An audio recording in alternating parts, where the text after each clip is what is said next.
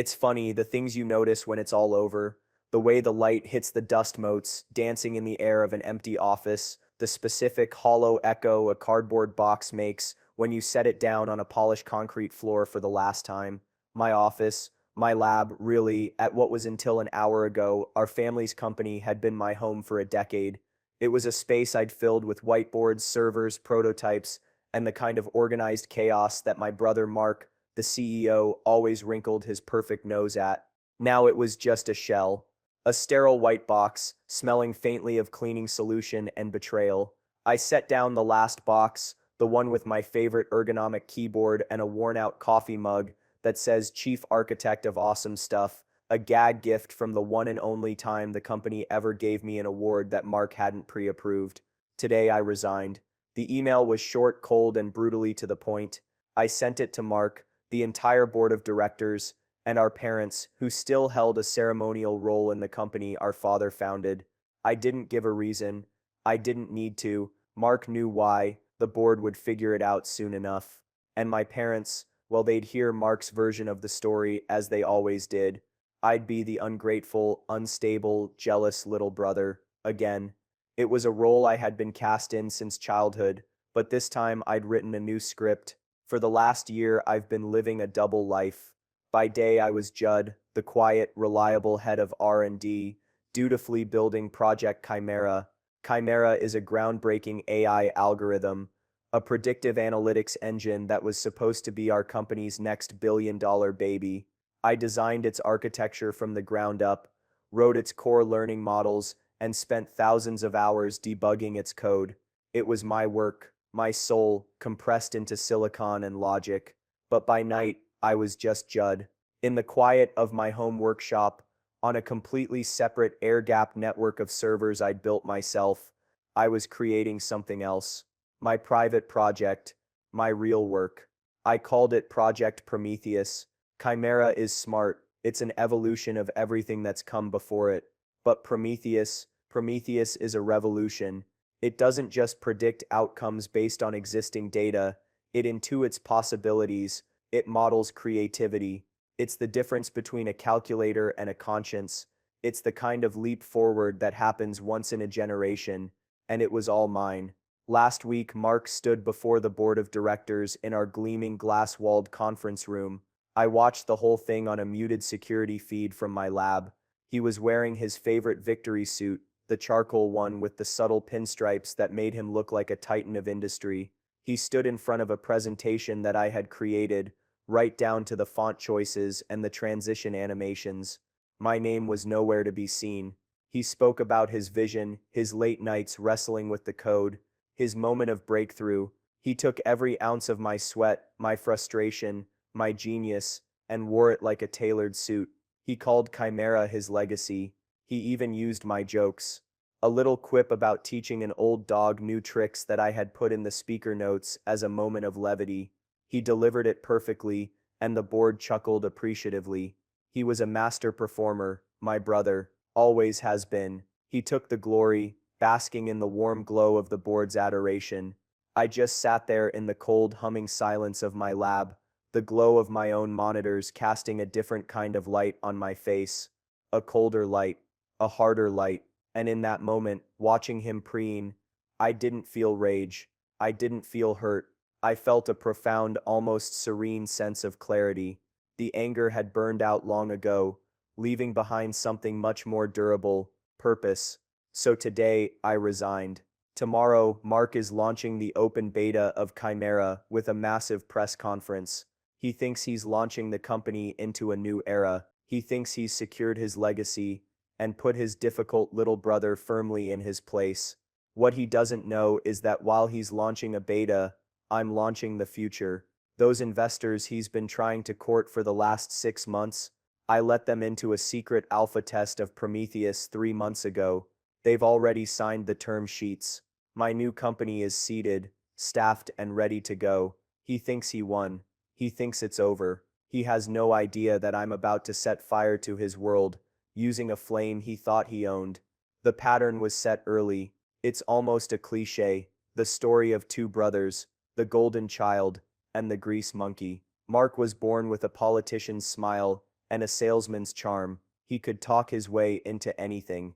I was born with a quiet curiosity and a mind that saw the world in systems and circuits.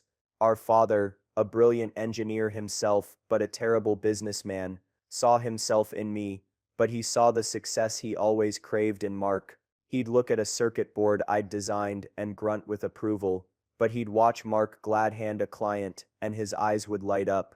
One was a skill, the other was magic. Our company, built on Dad's patents, needed both, but it only ever celebrated one. I remember one summer when I was 15, I spent 3 months locked in the garage, building a fully autonomous robot for the state science fair. It could navigate a maze, solve a Rubik's Cube, slowly, but it could do it, and I'd even programmed it to recognize basic voice commands. I called it Daedalus. It was my masterpiece. Mark showed zero interest, other than to occasionally pop his head in and say, "Still playing with your toys, little brother?" He was spending his summer playing shortstop for the varsity team and dating the head cheerleader. The night before the fair, I was doing my final system checks. Mark came into the garage with a couple of his friends, laughing and jostling. He was holding a can of soda. He tripped. The soda went everywhere, right into the main processor housing of Daedalus. There was a fizz, a puff of smoke, and then nothing. The light in its optical sensor faded and died. He gave me that perfect apologetic smile. "Oh man, Judd, I am so sorry. It was a total accident." His friends snickered behind him. I knew it wasn't an accident. I saw the flick of his wrist, but I had no proof, just a cold stone of certainty in my gut. I said nothing. I just stared at the dead husk of my creation. The next day at the science fair, my display was empty. Mark, who hadn't entered, showed up with a project. It was a slick, professionally printed display on the economics of solar power, full of glossy charts and data he'd clearly pulled from the internet. He hadn't built a thing, he just assembled information. He gave a confident, charming presentation. He won second place. Our parents were so proud. "Look at that initiative," my father said, clapping Mark on the shoulder. "That's how you get ahead, son." They glanced at my empty table with a flicker of disappointment. My mother told me, "Maybe next time, Judd, you should pick a project you can finish." I never entered a science fair again. I just kept building, but I did it in private. That dynamic translated perfectly to the company. Dad retired and of course named Mark CEO. It made sense on paper. I didn't want to run the company. I wanted to build the things that made the company run. I thought we were a team. The visionary and the creator. The perfect partnership. For years, I told myself that. I buried the resentment, the little stings of injustice, under a mountain of work. Our first big success was a data compression suite I developed. It was 5 times more efficient than anything on the market. I called it the Atomizer. At the launch meeting with our first major enterprise client, I was there to provide technical support. The client's lead engineer started asking Mark some deep, probing questions about the compression algorithm. Mark, who only understood the executive summary I'd written for him, started fumbling. He was sweating, his perfect smile wavering. I saw the deal slipping away, so I stepped in, I answered the questions, drew the architecture on the whiteboard from memory, and explained the core logic. The client was blown away. We got the contract. It was a 7-figure deal that put us on the map. On the car ride back, I was buzzing. "We did it," I said, grinning. Mark was silent, staring out the window. His knuckles were white on the steering wheel. Finally, he pulled over. He turned to me, and the charming mask was gone. His face was cold and hard. "Don't you ever do that again," he said, his voice low and tight. "You made me look like an idiot." "What?" "I saved the deal. Your job is in the lab, Judd. My job is in the boardroom. You write the code. I'll do the talking. From now on, you don't speak in my meetings.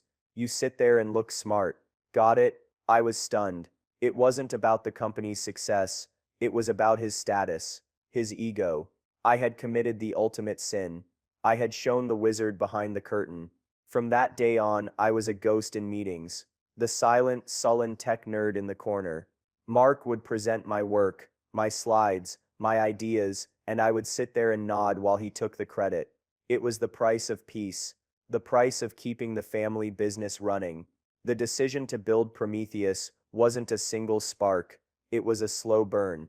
It started about 18 months ago, during a quarterly review. We were talking about the next 5-year plan. I proposed the initial concept for what would become Chimera, a truly predictive AI. Mark loved the idea, but in a way that always set my teeth on edge. He didn't see the beauty of the technology, he saw the dollar signs.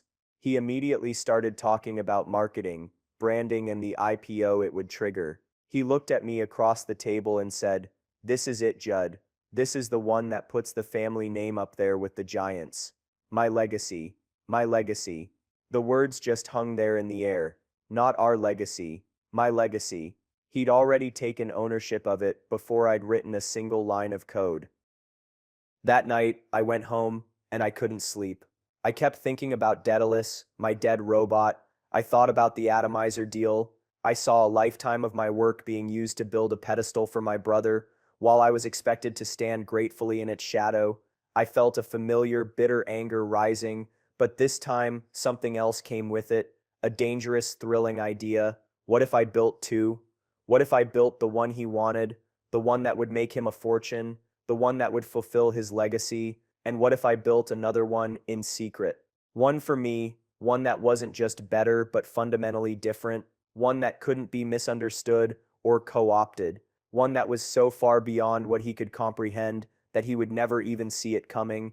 It felt like a betrayal at first, a betrayal of the family, the company, but then I realized the betrayal had happened long ago. I was just finally acknowledging it. I was a resource to be exploited, a tap to be turned on whenever Mark needed a new idea. What if I built my own well? The next day, I started setting it up. I bought a set of high-end servers using my own money, cash from a few personal stock investments I'd made years ago. I had them delivered to my house, not the office. I set them up in my basement workshop, a space Mark hadn't set foot in since we were kids. I ran a dedicated fiber line under a false name, paid for with a private credit card. I built a digital fortress around it, encryption, firewalls, physical security. This was my skunk works, my Area 51. For a year, I worked tirelessly. I'd spend my days at the office, building Chimera. I gave Mark the progress reports he wanted. I hit all my deadlines. I played the part of the dutiful R&D chief, but I was holding back. I was solving the problems for Chimera in ways that were solid and effective, but not revolutionary. I was building him a really, really fast horse. At home, I was building a spaceship. The core difference was the learning model. Chimera used a brute force approach, analyzing massive data sets to find patterns. It was powerful but limited by the data it was fed. It could tell you what was likely to happen based on what had already happened. Prometheus was different. I designed its neural network to mimic conceptual thought. It didn't just look for patterns, it looked for the principles behind the patterns. It could extrapolate, hypothesize, it could identify opportunities that weren't in the data, solutions that had no precedent. It could handle ambiguity. Chimera could tell you which of your products would sell best next quarter. Prometheus could tell you what product your customers would want in 5 years, a product that hadn't even been invented yet. It was the difference between knowledge and wisdom. That was my catalyst. It wasn't just about getting even. It was about creating something that was intrinsically, undeniably mine, something that Mark couldn't just slap his name on because he wouldn't even understand what he was looking at. The resolve settled in me, cold and heavy as lead. I wasn't just building a new algorithm, I was building a new life and a weapon. The plan couldn't just be about building a better product.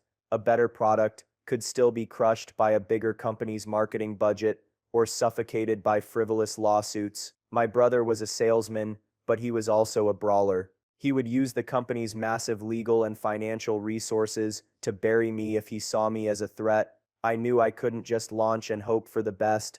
I had to launch with overwhelming force. I needed allies, I needed capital, and I needed to be untouchable before Mark even knew I was in the game. My revenge couldn't be a battle, it had to be an execution. My first target was Harris Thorne.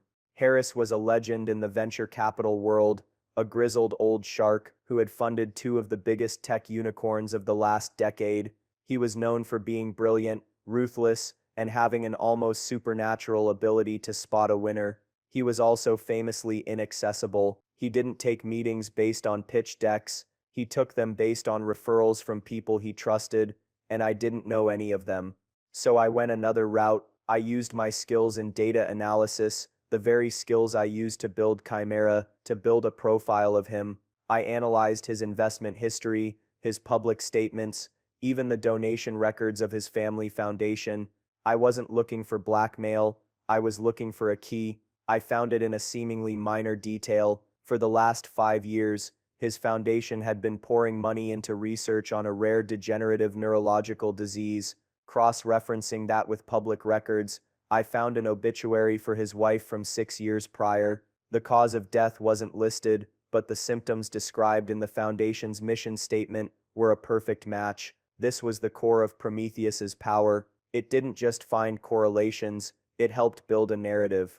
The AI could take disparate, unstructured data, investment patterns, charity missions, timelines, and suggest a high-probability human story. In this case, a man of immense power felt powerless in the face of a disease that took his wife, and now he was dedicating his resources to fighting it. He wasn't just investing in tech, he was investing in things that could solve impossible problems. I didn't reach out to him with a business proposal. I sent a single encrypted email to a private address I had to dig 3 layers deep into the internet to find. The subject line was the specific protein mutation his foundation was researching. The body of the email was just a link to a password-protected temporary web portal and a single line. I believe my new computational model can accelerate this research by a factor of 50. This is a demonstration. It was a massive gamble. He could have ignored it, or worse, had his security team track me down for being a creep. For 2 days there was silence. I thought I'd overplayed my hand. Then at 11 p.m. on a Tuesday, my burner phone buzzed. An unknown number. I answered. A gravelly voice said, "Who is this?" "My name is Judd. I've had my best people looking at your demo for the last 48 hours, Judd. They can't figure out how it works. It's analyzing genomic data in a way they say is theoretically impossible. They think it's a trick. I don't explain." And so I did. We talked for 2 hours. I explained the core concepts of Prometheus without giving away the source code. I talked about its ability to model conceptual leaps, not just data points. He listened, interjecting with sharp, insightful questions that showed he understood the implications far better than Mark ever could. He wasn't just hearing the pitch, he was reverse engineering the philosophy behind it. Finally, he said, "You're not just building a better mousetrap, are you? You're building a machine that can invent a new kind of cat." "That's a good way to put it," I said.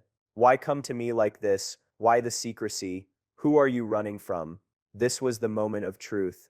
I told him everything. About my brother, about the family company, about Chimera, about the board meeting where Mark would inevitably take credit for my work. I laid it all out. When I was done, there was a long pause. I could hear him breathing on the other end of the line. "I had a partner once," Harris said, his voice softer now. "A guy I started my first fund with. We were like brothers. He handled the business side, I handled the tech scouting. One day I came back from a trip to find he'd diluted my shares to almost nothing and sold a controlling interest to a competitor. He told me it was just business. That lesson cost me $30 million. It was the best money I ever spent. It taught me that in business, loyalty is a liability until it's been forged in fire." He paused again. "You've got fire, kid, and you've got a weapon of mass disruption on your hands. But a weapon is useless without a strategy. You're the inventor. Let me be your general. I'm in. We'll fund you, we'll give you legal air cover, and we'll help you build a fortress. But you have to follow the plan exactly. No emotion, no family sentiment. This is a demolition job. Are you ready for that?" "I am," I said, and the words felt like iron in my mouth. Harris became my shadow mentor. He connected me with a small elite circle of investors under the tightest NDAs I've ever seen. These weren't just money men, they were builders, engineers, and strategists. We held the alpha tests in a secure data center Harris owned in another state. I'd fly out for weekend meetings, telling Mark I was going on camping trips to decompress. The irony was thick enough to choke on. While he thought I was staring at a campfire, I was in a boardroom demonstrating a technology that would burn his company to the ground. The second piece of the plan was the team. A great AI is nothing without the people who can apply it, improve it, and sell it. Mark's leadership style was all about rewarding the sycophants and the salesmen. The engineers, the actual creators, were treated like a cog in the machine. I knew who the brilliant ones were. The ones who, like me, stayed late not for the glory but because they loved solving hard problems. My key target was Lena Petrova. Lena was our lead UI's UX designer. She was a genius. She could take my complex architecture and wrap it in an interface so intuitive and elegant that it felt like magic to the user. Mark constantly belittled her work as making things pretty. He'd veto her best ideas in favor of something flashier and less functional. I knew she was deeply frustrated. I couldn't approach her directly, so I set a test. I accidentally left a technical spec for a purely theoretical side project on a shared server buried in a folder she had access to but no reason to look in. It wasn't related to Prometheus, but it contained some of the same design principles, a focus on user-centric learning and adaptive interfaces. 3 days later, at the coffee machine, she cornered me. "That spec for Project Ithaca," she said, keeping her voice low. "It's not just a spec. It's a philosophy. It's the way I've been trying to get us to work for 3 years. Who's blocking it?" I just looked at her, the same person who always does. She nodded slowly, a dark look in her eyes. "If you ever decide to build something based on that philosophy, somewhere else, I want to be your first call. I'll keep that in mind," I said. The message was sent and received. I had my first recruit. I had similar subtle conversations with two of our best back-end engineers and a data scientist I knew was being poached by Google. I didn't offer them jobs. I just planted a seed. I showed them a glimpse of a future where their work would be the focus, not the fuel for someone else's ego. My leverage was now a three-legged stool, a revolutionary product that nobody knew existed, a war chest of capital from investors who were now my staunchest allies, and a sleeper cell of top talent, ready to move on my signal. Mark thought he was managing a resource. He never realized his most valuable resource was plotting a revolution. He was about to learn the difference between being a boss and being a leader, the hard way. The first move had to be silent, but devastating. A declaration of war disguised as a surrender. My resignation email was that first shot. I wrote it, saved it as a draft, and stared at it for a full 10 minutes before Mark's big presentation last week. As I watched him on the security feed, soaking in the applause after claiming Chimera as his own, I moved my mouse over the sended button. My hand was perfectly steady. The rage I might have once felt had been replaced by a chilling calm. It was the same feeling I got just before a complex piece of code finally compiled without errors. A feeling of absolute mathematical certainty. Click. I set up a rule in my inbox to forward any replies directly to a folder I named Fallout, and then I shut down my work computer for the last time. I walked out of my lab, leaving my keycard on the desk. I didn't say goodbye to anyone. A quiet exit was more powerful. It would create a vacuum, a space for rumor and uncertainty to breed. I spent the rest of the day at the new office, a sleek, modern space in a different part of the city that Harris's fund had secured for us. It was still mostly empty, smelling of fresh paint and new carpets. The contrast with my old lab was stark. That place was a cluttered testament to the past. This was a clean slate, a canvas for the future, my company, Prometheus Dynamics. The first call from Mark came an hour after my email. I let it go to voicemail. He sounded annoyed, not panicked. "Judd, what is this?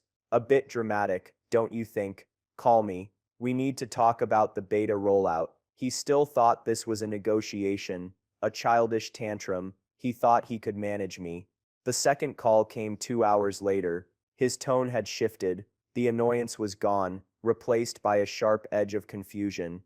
"Judd, seriously, call me back. HR is freaking out. What the hell is going on?" I ignored that one too. Instead, I called Lena. I used my burner phone. It's time, I said. We're ready, she replied. There was no hesitation in her voice. The real panic at Mark's company wouldn't start with my absence. I was the head, but Mark assumed the team underneath me could handle the day-to-day. He was wrong. I hadn't just led the team. I was the team's institutional knowledge. I had built the scaffolding that made their work possible, but the true panic would begin the next morning. At 9:01 a.m. the following day, 4 emails landed in the inbox of the head of human resources. Resignations. Lena Petrova, lead UI/UX, 2 senior back-end engineers, David Chen and Ben Carter, the twin pillars who kept the entire server infrastructure from collapsing, and Dr. Eris Thorne, no relation to Harris, a cosmic coincidence that always made me smile, our only PhD-level data scientist, the one who could actually understand the math behind my models. They didn't give 2 weeks' notice. They cited a clause in their contracts about a hostile work environment created by senior leadership, a clause my new lawyer, courtesy of Harris, had pointed out was ironclad. They packed their personal belongings, and by 10 a.m. they were gone.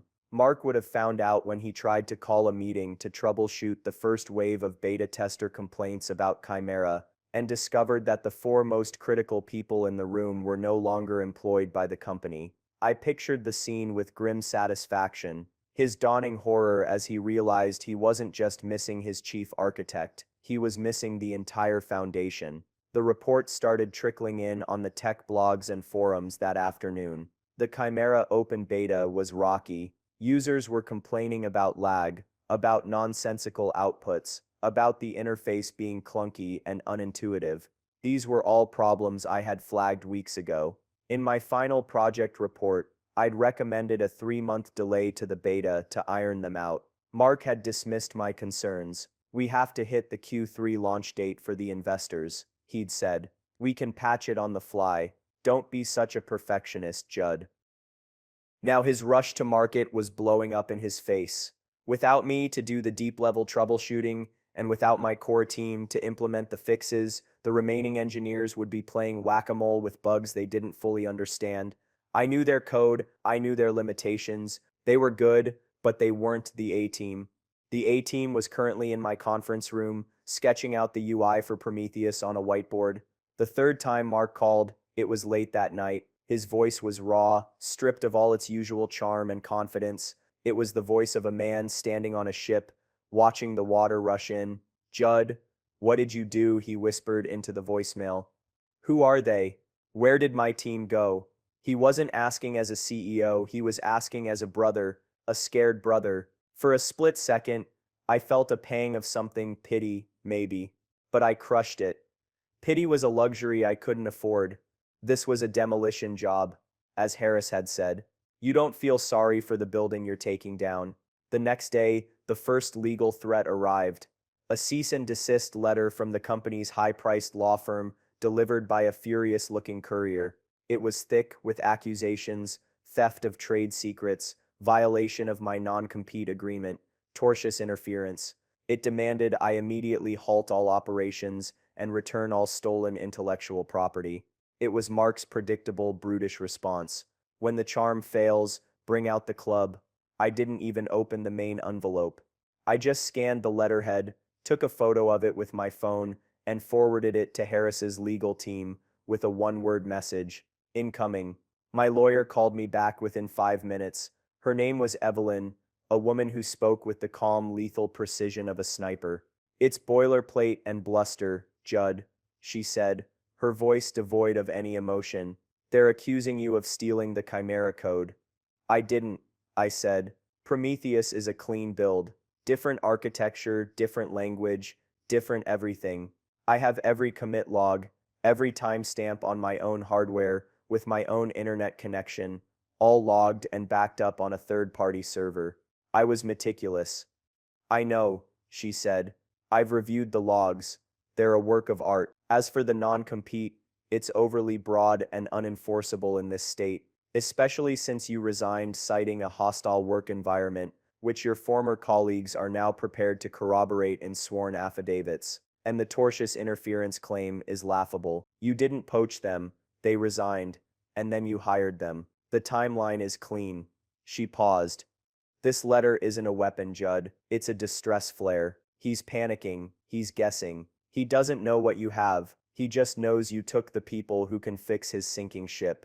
The panic escalated. The tech press, smelling blood in the water, started connecting the dots. Key R&D team exits, en masse following troubled beta launch. The company's stock, which had risen in anticipation of the launch, began to slide. First by a few points, then by 10, then by 20. The investors Mark had been trying to impress were now calling him, asking for explanations he didn't have. He was in a freefall, and he hadn't even seen the ground yet. The final piece of the silent takeover was an anonymous tip. I had my lawyer's paralegal, a young guy who was an expert in digital privacy, drop a little nugget of information to a well-known aggressive tech journalist who had a personal dislike for my brother. The tip was simple. Ask Mark how much of the Chimera presentation was his own work, and then ask him if he knows anything about a project called Prometheus Dynamics. That was the spark. The journalist, armed with a new tantalizing thread, started digging.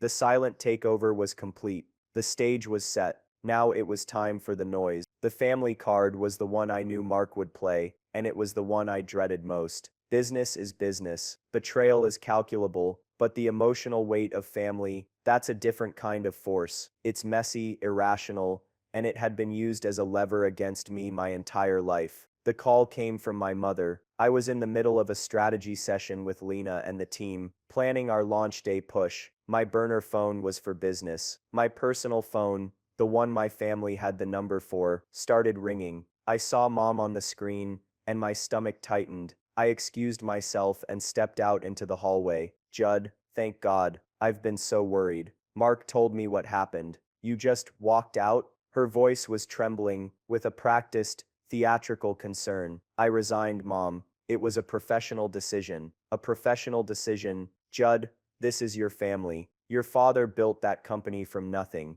You and Mark were supposed to carry it on together. Now you've abandoned him, right when he needed you most. He said you took his best people. How could you do that to your brother? I took a deep breath. I'd rehearsed this. Harris and I had war-gamed this exact conversation. Emotion is his battlefield, Harris had told me. Don't let him draw you onto it. Stick to the facts. Be a rock. Mom, this has nothing to do with the family. This is about a pattern of professional behavior that I could no longer accept. Mark knows what he did. What he did. She scoffed, her voice hardening. He made you head of R&D. He gave you everything you could ever want. A playground to build your gadgets. And this is how you repay him. By trying to destroy him. He is your brother.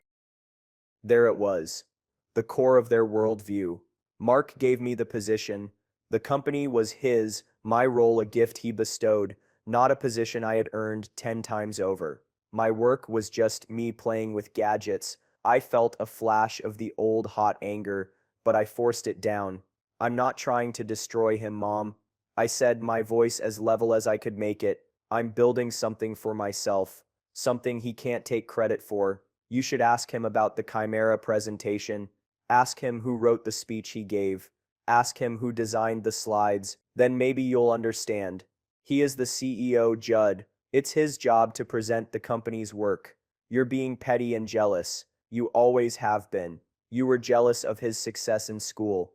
And you're jealous now. You're tearing this family apart over nothing. Tearing the family apart. The ultimate accusation. The one they always used to bring me back in line. But the line was gone. The family they were talking about, this perfect unit with Mark at its shining center, was a fiction I no longer had the energy to maintain. I'm sorry you feel that way, Mom, I said, and the coldness in my own voice surprised me. I have to go. I have a company to launch. I hung up before she could reply. I stood in the hallway for a full minute, my heart hammering against my ribs. That was harder than any legal threat. It was an attack on my identity, my history. But as the adrenaline faded, something else took its place. Relief. I had faced the ultimate emotional weapon in their arsenal, and I hadn't folded. I had held the line. The final chain had been broken. Mark's desperation escalated. The next day, he played his last card. He tried to manipulate me through our father. Dad called me that evening. His voice, once a booming baritone, was thinner now, strained with age and disappointment. Judd, he began, without any preamble. Your mother told me you've started some competing venture. I need you to stop this. Now, Dad, it's not that simple. It is that simple. He snapped. I put my life into that company. I built it for my sons, for you to work together. Whatever squabble you're having with your brother, you need to end it. He's the CEO. You work for him. That's the structure. That's how it works. I don't work for him anymore, Dad. He made it clear for years that I was a resource, not a partner. He took credit for my work, for my ideas, and I'm done letting him do it. That's his job, he exclaimed, his voice cracking with frustration. He's the face of the company. You're the engine. It's a partnership. A good leader takes credit, and he also takes the blame. That's the burden of command. You wouldn't understand that. You've always been happy to hide in your lab. The casual, devastating dismissal. Hiding in my lab. He made it sound like I was a coward, not the creator of the very technology that gave Mark his burden of command. That was the moment I knew there was no getting through to him. He didn't see me. He saw a component. A vital one perhaps, but ultimately a replaceable part in Mark's machine. Dad, I said, my voice low. I respect everything you built. I do. But my name is on the door of my new company. My name, not his, not yours, mine. And it's time I started building something for myself. I'm sorry, but my decision is final. I ended the call. The family exodus was complete. It wasn't just the engineers who had left Mark's company. In a way, I had left the family. Or rather, I had left the role they had assigned me within it. The power had shifted. They had no more emotional levers to pull. All that was left was the final, public confrontation, where the new reality would be made clear to everyone. Mark was no longer the one in control. He was just the antagonist in a story I was now writing. Launch day. The air in our office at Prometheus Dynamics was electric. There was a low hum of focused energy, the quiet confidence of a team that knows it's about to change the world. We had a bank of monitors set up, tracking social media mentions, our server loads, and the live feeds from the major tech news sites. Our press release, crafted by Harris's PR team, was set to go out at 10 a.m. sharp. It was a masterpiece of controlled aggression, announcing our company, our revolutionary AI, and our $50 million Series A funding all in one explosive package. At 9:45 a.m., the reception desk buzzed my office. Judd, our receptionist, said, her voice a little shaky. Your brother is here. Mark, he doesn't have an appointment. I smiled. A cold, thin smile. Let him in, Sarah. Send him back to the main conference room. And bring him a water. It was a petty move, treating him like any other visitor. But it was important. It established the new dynamic from the very first second. I let him wait for 5 minutes. I stood, looked at my reflection in the dark glass of my office wall. I straightened my simple black sweater. I wasn't wearing a suit. I didn't need one. Then I walked to the conference room. He was standing by the floor-to-ceiling window, staring out at the city. He looked terrible. His expensive suit was rumpled. There were dark circles under his eyes, and his usual coiffed hair was a mess, as if he'd been running his hands through it all morning. He spun around as I entered. The charming, confident mask of my brother was gone, replaced by a face I hadn't seen in years, the raw, desperate face of a boy who was about to lose. Judd, he said, his voice hoarse, what is this? What have you done? I walked calmly to the head of the long table and remained standing. I didn't offer him a seat. I built a company, Mark. It's what our father always wanted for us, isn't it? A company, he scoffed, a wild look in his eyes. You've gutted my company. You stole my team. You stole my ideas. Chimera. This is all based on Chimera, isn't it? I'll sue you into the ground. I'll ruin you. I almost laughed. Your ideas? Mark, you've never had an original technical idea in your life. You're a salesman. A very, very good one. I'll grant you that. But you don't build, you package, you don't create, you claim. I gestured to a large monitor on the wall. With a tap on my phone, I brought up a side-by-side comparison. On the left, Chimera's architecture. On the right, Prometheus's.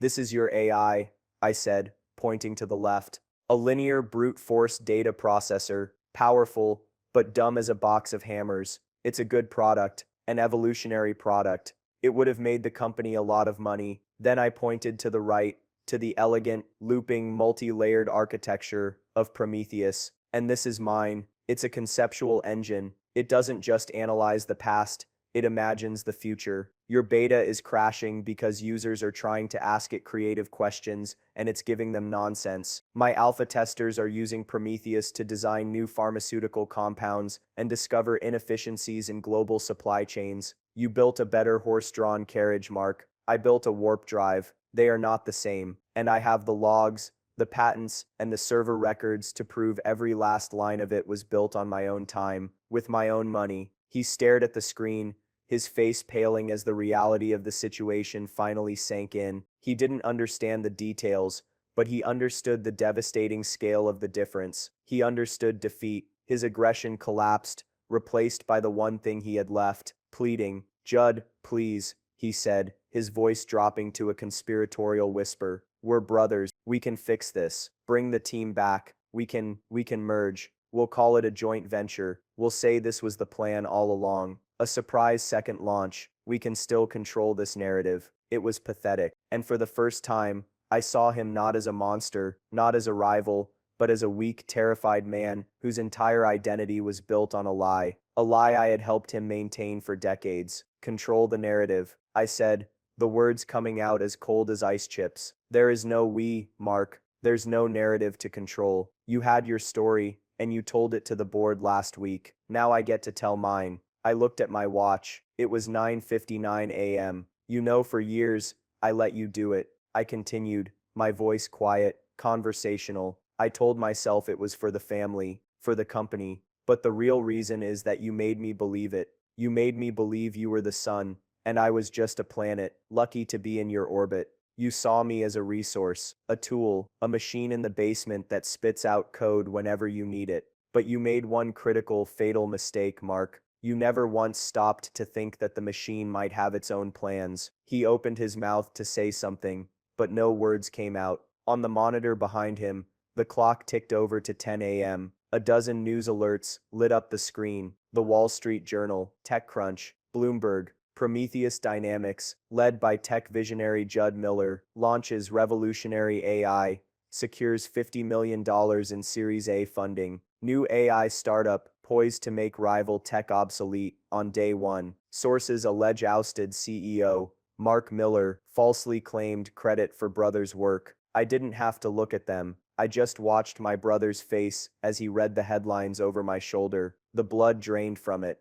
He looked like he had been physically struck. He staggered back a step, leaning against the window for support. "It's over, Mark," I said softly. He just stared at me, his eyes wide with the horror of total public annihilation. I turned my back on him, leaving him there in the conference room, with the ruins of his world reflected in the glass. I walked out and into the main office, for my entire team was gathered. They were watching the monitors, a buzz of excited chatter filling the room. Lena caught my eye and gave me a sharp, brilliant smile. Harris, who had come for the launch, was standing in the back, and he gave me a slow single nod of approval. "All right, everyone," I said, clapping my hands together, my voice clear and strong. "The world knows we're here.